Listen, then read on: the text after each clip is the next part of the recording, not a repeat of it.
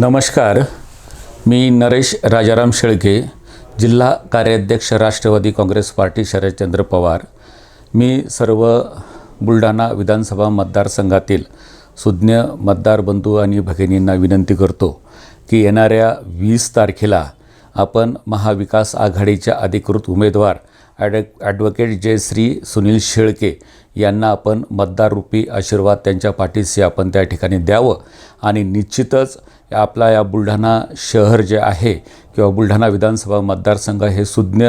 मतदारांचं शहर त्या ठिकाणी आहे आणि या बुलढाणा शहरामध्ये शांतता प्रस्थापित करण्यासाठी आणि खऱ्या अर्थाने बुलढाण्याचा विकास करण्यासाठी आपण महाविकास आघाडीच्या उमेदवार जयश्री शेळके यांनाच या ठिकाणी आपलं